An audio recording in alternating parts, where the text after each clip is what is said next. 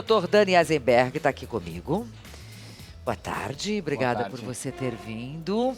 Vamos falar de fertilidade, de gravidez. Gestantes podem tomar qualquer medicamento, por exemplo, doutor? Não, né? Não, eu acho que é uma pergunta bastante interessante para a gente começar. Mesmo alguns produtos que são naturais não são permitidos na gestação. Então, é muito importante que a gestante tenha sempre orientação do seu médico obstetra para saber quais medicações que devem ser tomadas e em que fase da gravidez que deve ser tomada. Por exemplo, os anti-inflamatórios que as pessoas usam bastante, eles são permitidos no segundo trimestre da gestação, mas não devem ser utilizados nem no primeiro trimestre, nem nos 3 primeiros meses e nem nos últimos 3 meses. Quando você fala nem os naturais, a gente está falando daquele chazinho também, né? As pessoas muitas vezes confundem produtos que vêm da natureza com produtos saudáveis. Então, nós sabemos já desde a medicina tradicional chinesa que existem alguns chás que, por exemplo, aumentam o risco de abortamento. Então, mesmo os chás, a pessoa deve consultar o seu obstetra. Não faça loucuras. Consulte o obstetra, conversa com ele vai dizer se pode ou não pode. Mas aí tem um monte de coisa que a gente fica se perguntando, né? Ah, eu posso fazer luzes no meu cabelo, tingir o cabelo normal como antes de estar grávida? Veja que interessante, a base da tintura que nós utilizamos hoje, que as mulheres usam para pentear o cabelo, é a mesma base da tintura desde o Egito Antigo. E já tem relatos desde a época do Egito que as cabeleireiras tinham mais filhos com malformação. Então, a tintura não é permitida durante a gestação e após a fase de formação do embrião, nós autorizamos a utilização de tonalizantes, mas nós não recomendamos o uso de tinturas durante a gestação. Não sabia desse dado. Interessante isso. Porque não existe um limite de segurança entre o que a gente poderia utilizar ou não. Cai na mesma categoria da bebida alcoólica. Cigarro. A gente tem, por exemplo, na bebida alcoólica, também não tem um limite de segurança na gravidez. Então, já existe um posicionamento do Colégio Americano de Ginecologia e Obstetrícia, dizendo que a gestante não deve consumir álcool em nenhuma quantidade durante toda a gestação. Mesmo álcool, às vezes, disfarçado num bombom de licor. Então, a pessoa realmente deve ter bastante cuidado, porque a gente sabe que o álcool passa a placenta e ele pode acabar se concentrando dentro do saco gestacional e poder gerar o que a gente chama da síndrome fetal alcoólica, que pode trazer diversos prejuízos para o bebê. O doutor Dani, a questão de exercício físico, ginástica, yoga, essas coisas todas que as mulheres fazem e devem parar com tudo na gestação? É muito importante a atividade física durante a gravidez. Nós recomendamos muitas vezes a caminhada, a yoga e o pilates também são permitidos durante a gestação e a hidroginástica, que permite que a gestante muitas vezes faça atividade física até o final da gravidez, sem que o peso da barriga se torne um empecilho, um impedimento. Então, nós recomendamos bastante atividade física, tanto para melhorar o bem-estar da gestante, como ajudar no controle do ganho de peso, que é algo muito importante a gravidez inteira. Então, só atenção, porque a gestação já é uma carga para o coração da gestante. Ela começa a gestação com 4 litros de sangue e termina com 7 litros de sangue. Por isso, nós não devemos fazer atividades físicas que aumentem muito a carga do coração. Então, nós não recomendamos corrida ou atividade de alto impacto. Deve ser uma atividade de impacto um pouco menor e que ela faz por um período maior, que não sobrecarrega o coração e que auxilia aí na perda de peso ou não ganhar tanto peso. Como lidar com a questão sexual na hora que você está grávida, nos meses de gravidez? Porque tem muitas mulheres que dizem que até o 3º mês tudo bem, depois cessa, não há como. Um aconselhamento médico, isso é de cada casal e mais a recomendação médica? Então, a manutenção da atividade sexual durante a gestação é bastante importante, né? Cada casal, óbvio que cada caso deve ser avaliado desde que não haja um risco de parto prematuro ou sangramento, principalmente no primeiro trimestre, ou parto prematuro no final da gravidez.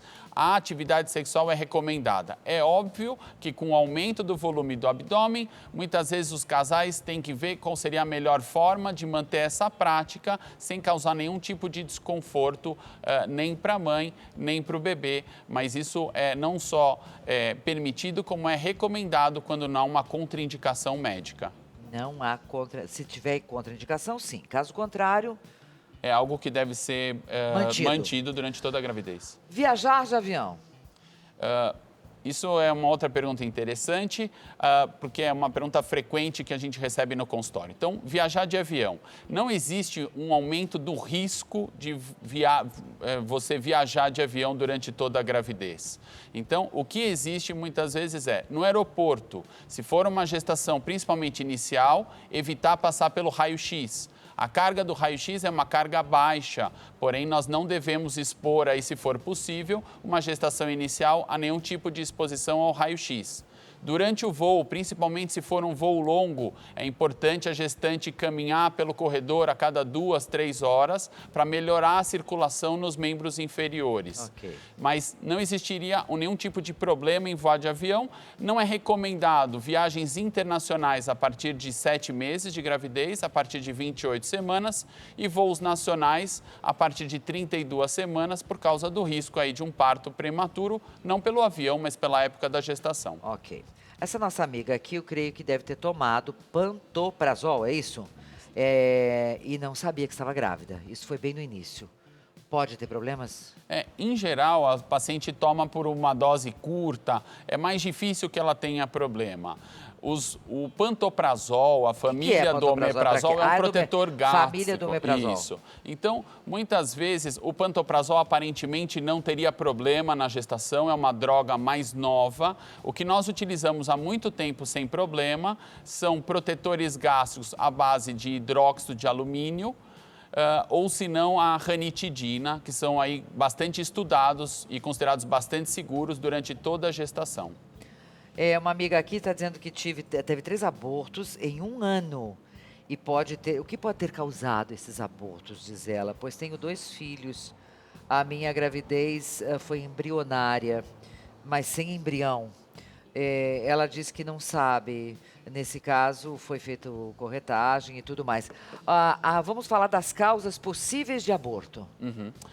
Então, a partir de a pessoa ter uma perda gestacional, um abortamento, é algo que pode ocorrer e que muito dificilmente vai se repetir. A partir de 2 perdas seguidas, nós já teríamos aí o chamado abortamento habitual. E existe um conjunto de causas que podem levar ao abortamento habitual. Então, nós temos desde problemas genéticos em um dos pais, nós temos as infecções intrauterinas, nós temos malformações uterinas ou a presença de pólipos ou miomas que podem levar ao abortamento habitual.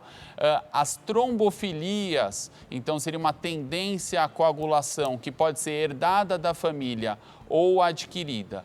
E problemas imunológicos. Existem algumas mulheres que podem rejeitar repetidamente a gestação e muitas vezes precisam passar por um tratamento imunológico para que consiga gerar até o final. Doutor, pessoa ansiosa, grávida e que tomava remédio para ansiedade, como é que faz para superar tudo isso? Porque fica muito ansiosa, né?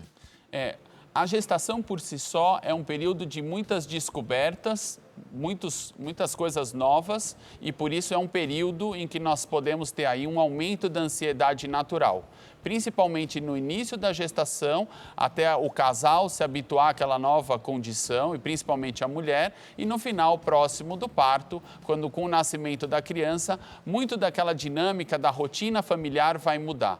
Então, é bastante importante a gestante saber trabalhar essa ansiedade, muitas vezes com a ajuda de algum profissional e, se necessário, com medicação. Ok.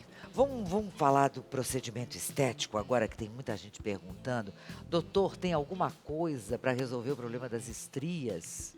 Então, as estrias, elas têm aí um componente familiar. Existem algumas mulheres que, infelizmente, têm uma tendência para terem estrias. É muito importante manter uma pele bem hidratada e não ganhar muito peso. As estrias são compostas por um estiramento da pele, em geral rápido, pelo aumento do ganho de peso, às vezes numa pele tão bem hidratada. Então, principalmente se você tem uma tendência familiar, para a gente evitar as estrias, é interessante manter a pele hidratada, usar um produto específico para prevenção de estrias e principalmente não ganhar peso em grande quantidade de uma forma muito rápida. Existe algum risco para as mulheres que têm problema de asma, né, bronquite asmática e que usam aquelas bombinhas? Existem, as pessoas falam das bombinhas, mas a gente tem diferentes medicamentos que podem ser utilizados nas bombinhas. Então, existem os chamados beta-2 adrenérgicos, que são broncodilatadores e que se a pessoa utiliza numa grande quantidade, porque às vezes a pessoa asmática fica muito ansiosa em voltar a respirar melhor. Então, se a pessoa utiliza muita bombinha com beta-2, ela poderia ter aí uma arritmia e um quadro mais sério. E existem também os corticoides, que são remédios que diminuem a inflamação local e que a gestante pode utilizar também com orientação do seu obstetra. E quem tem hipotireoidismo, que cuidado tem que ter? É muito importante, mesmo para aquela pessoa que não tem sintomas de alteração da função da tireoide, que no início do pré-natal seja verificado os seus níveis, porque muitas vezes a pessoa pode ter o que nós chamamos de hipotireoidismo subclínico. A tireoide não funciona corretamente, mas a pessoa não tem praticamente sintomas. Então, é muito importante esse diagnóstico no início do pré-natal, a correção da quantidade de hormônio tiroidiano, caso ela seja necessária, e deve ser um acompanhamento ao longo de toda a gravidez, porque ao longo da gravidez, muitas vezes, essa paciente com hipotiroidismo deve precisar de doses cada vez crescentes de hormônio tiroidiano e, caso você corrija isso, vai ser uma gestação que vai transcorrer de forma bastante tranquila. Grávida pode dançar, doutor? A grávida pode dançar com moderação, né? Ela deve evitar pulo, deve evitar alta intensidade, justamente para a gente não forçar aí o coração a uma sobrecarga, como a gente vinha conversando antes. É verdade que grávida não deve comer peixe cru?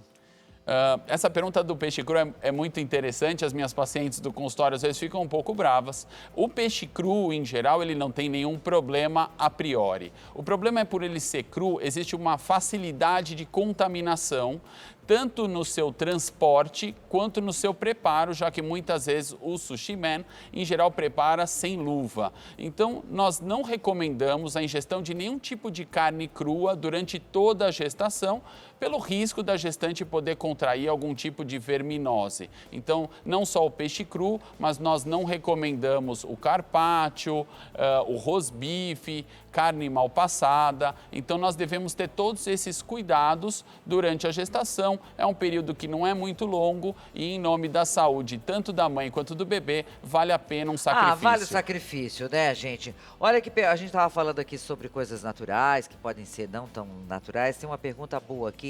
Se vale banho de assento com violeta genciana? É isso assim que fala? Se é bom realmente para candidíase e se não vai ter nenhum problema com o bebê. A violeta de genciana é um agente potencialmente cáustico, então ela pode ser utilizada no tratamento da candidíase fora da gestação, mas nós não recomendamos usualmente para que as gestantes utilizem a violeta de genciana como candidíase. As candidíases na gestação são bastante comuns. A cândida é um fungo. Na gestação nós temos na vagina um aumento do calor e da umidade, o que favorece as infecções fúngicas. O tratamento ideal seria tratar por boca, mais por via vaginal, mas na gestação, como não é permitido o tratamento por boca, nós utilizamos cremes específicos para fungos. Agora vamos falar para aquela mãe que é vegana, que é bem natureba, que não come nada do reino animal. Que cuidados ela precisa ter durante a gravidez? Então, cada vez mais nós temos aí pacientes com restrições alimentares. É muito importante para essa mãe vegetariana, vegana, ovo-lacto, que tenha um acompanhamento nutricional para que não falte nenhum tipo de nutriente essencial para a criança, e isso é totalmente compatível com a gestação. A pessoa não deve abrir mão das suas preferências alimentares, mas muitas vezes deve ser feito um acompanhamento personalizado para que se equilibre a dieta, principalmente para que se aumente a oferta de ferro para essas gestantes. Isso pode ser acompanhado com exames de sangue ao longo de toda a gravidez, para que não falte nenhum tipo de nutriente.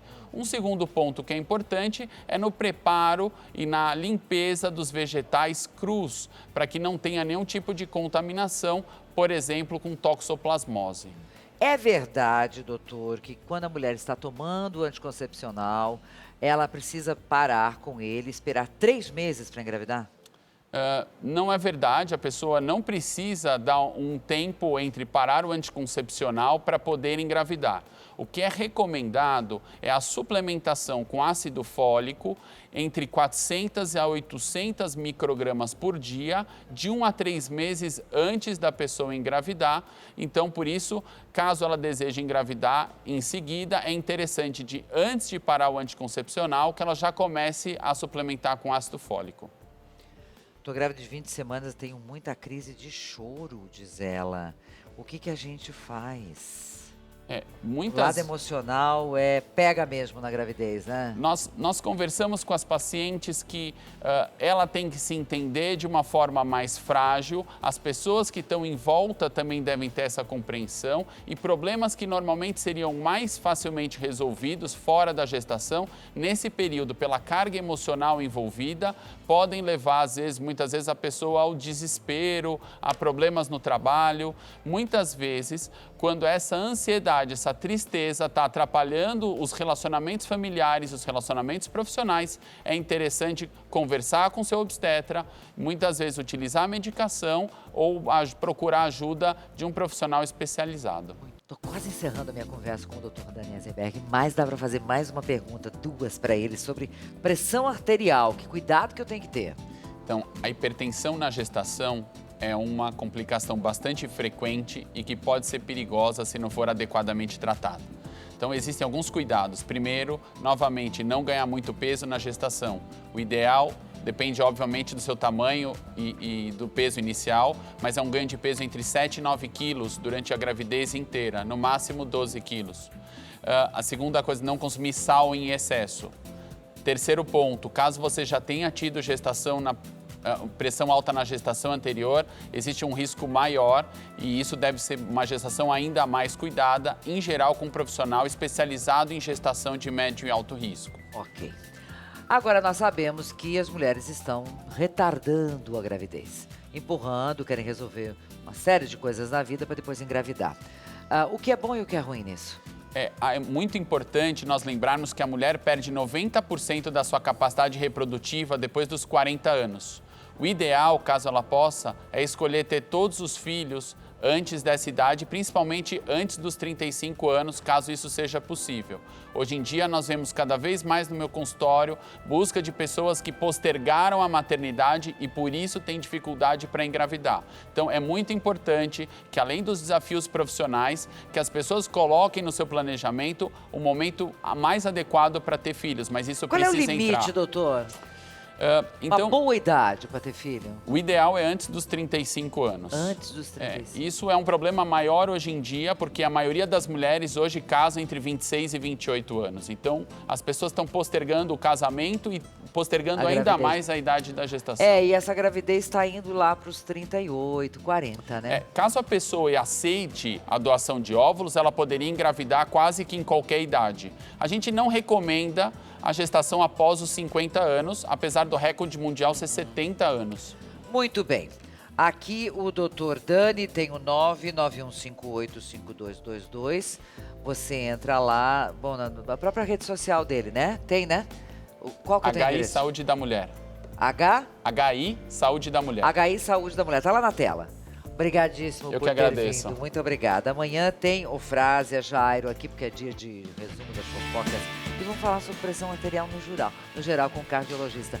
O cuidado que você precisa ter, que hábitos errados que você está tendo e que pode mudar e ter uma vida mega saudável.